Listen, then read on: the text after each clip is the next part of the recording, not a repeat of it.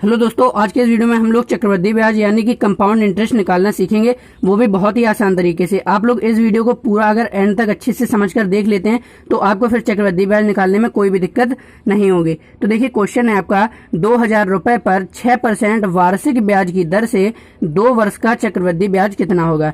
ठीक है, तो अब इसके लिए सबसे पहले हमें इसका फार्मूला पता होना चाहिए कि चक्रवृद्धि ब्याज निकालने का फार्मूला क्या होता है। तो चलिए अब यहाँ हम लिखते हैं इसका फार्मूला। तो देखिए, ये आपका फॉर्मूला हो गया चक्रवृद्धि ब्याज का। क्या है?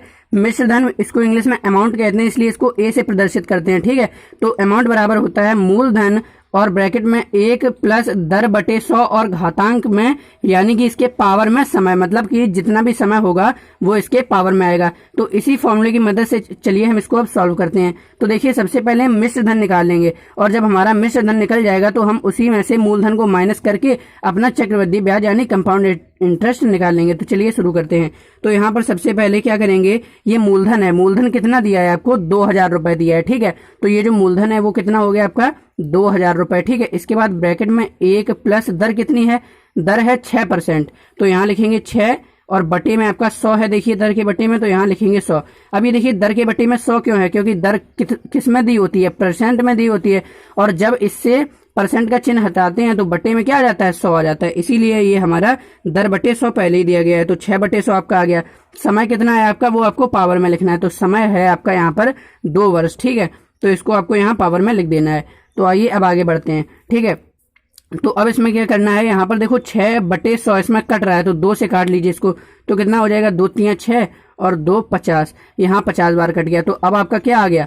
2000 और इसके बाद 1 प्लस 3 बटे 50 और घातांक में इसके आ गया 2 आपका। ठीक है, अब इसके बाद हम क्या करेंगे कि इसको आप जोड़ लीजिए। 1 धन 3 बटे 50, मतलब ये फ्रैक्शन का एडिशन ही तो आपको करना है, तो आप इसमें ये कर लीजिए। ठीक है, तो 2000 और जब आप इसको जोड़ेंगे ना तो आपका क्या आ जाएगा? 50, तो आ जाएगा आपका 53 बटे 50। जब आप 1 प्लस 3 बटे 50 को जोड़ोगे ना इस फ्रैक्शन को, तो आपका आ जाएगा 53 बटे 50 और पावर में 2 है तो 2 कर लीजिए। अभी हमने क्या किया, बहुत ही ध्यान से समझिए। सबसे पहले मूलधन को ऐसे ही लिखा रहने दिया। ठीक है, इसके बाद हमने क्या किया कि यहाँ पर जो अंदर ब्रैकेट में लिखा था और इस पर ये पावर लगी थी, तो ब्रैकेट वाले को पहले हमने सॉल्व कर लिया। इसके बाद देखिए हमारा ये फ्रैक्शन आया, फ्रैक्शन को हमने जोड़ लिया। इसके बाद आपका आ गया 53 बटे 50 और इसके घातांक में यानी कि पावर में आपका आ गया है 2 आ गया है। ठीक है, अब इसके बाद आपको क्या करना है कि ये जो पावर में 2 है ना, तो इसको हम क्या करेंगे, अब सॉल्व कर लेंगे। तो यहाँ पर देखना आपका क्या आ जाएगा, 2000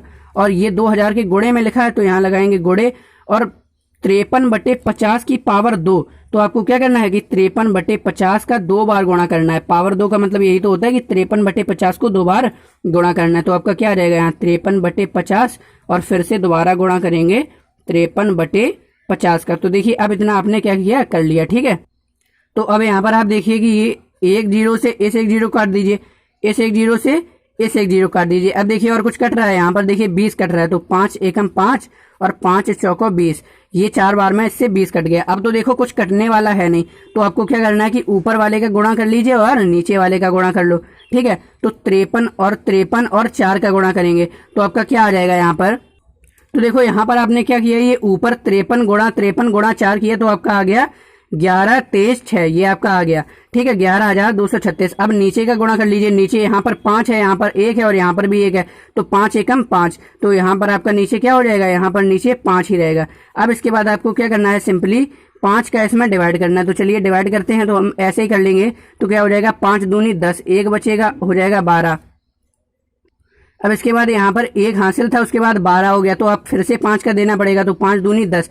अब यहाँ पर 2 बचा और अगला 3 उतर गया, तो कितना हो गया 23। तो कितना हो जाएगा आपका 5 चौको 20, 4 बार में जाएगा। फिर 3 आपका बचा और 6 उतारा गया, तो कितना हो गया 36। तो कितने बार जाएगा, 5 सत्ते 35। तो यहाँ पर इतने बार चला गया। अब इसके बाद 1 बचा, इसके बाद हम क्या करेंगे, दशमलव लगाएंगे और 1 में 0 बढ़ाएंगे और क्या करेंगे, 5 दूनी 10 कर देंगे। ठीक है, तो यहाँ पर आपका क्या आ जाएगा, 2247.2 रुपए, 2 रुपए। यही क्या हो जाएगा आपका, ये क्या है आपका, हम ये क्या निकाल रहे थे, ये तो हमने मिश्र धन निकाला है। अब इसके बाद हम कंपाउंड इंटरेस्ट यानी कि चक्रवृद्धि ब्याज निकालेंगे। अब देखो ये आपका क्या आ गया, मिश्र धन आ गया, अमाउंट आ गया 2247.2। अब इसके बाद आपको क्या करना है कि चक्रवृद्धि ब्याज निकालना है। तो ब्याज का क्या फॉर्मूला होता है, मिश्र धन जो है उसमें से मूलधन को माइनस कर देंगे और आपका ब्याज आ जाएगा।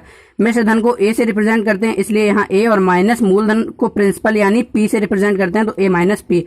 अब इसके बाद आपको क्या करना है, मिश्र धन क्या है आपका 2247.2 और माइनस करना है आपको क्या, मूलधन। तो मूलधन आपका कितना है, यहाँ पर आपका दिया है 2000, ठीक है। तो अब 2247 में से 2000 चले जाएंगे तो कितना बचेगा, आपका बच जाएगा 247.2 रुपए, ठीक है, 247.2 रुपए। ये जो आया यही आपका आंसर है, यही आपका चक्रवृद्धि ब्याज है। आपका जो मिश्रधन होगा, जो मतलब आपको लौटाना है उसको चक्रवृद्धि ब्याज के साथ, तो वो है आपका 2247.2 रुपए। लेकिन जो आपका केवल जितना आप चक्रवृद्धि ब्याज पड़ा है ना, वो है केवल आपका 247.2 रुपए। तो दोस्तों आई होप आपको ये समझ में आया होगा कि चक्रवृद्धि ब्याज कैसे निकाला जाता है। तो दोस्तों अगर आपको ये वीडियो अच्छी लगी है तो वीडियो को कर दीजिएगा लाइक, और चैनल पर नए हैं तो चैनल को कर लीजिएगा सब्सक्राइब, क्योंकि हम आपके लिए ऐसी वीडियोस बनाते रहते हैं जो आपके काम का होता है। Thank you.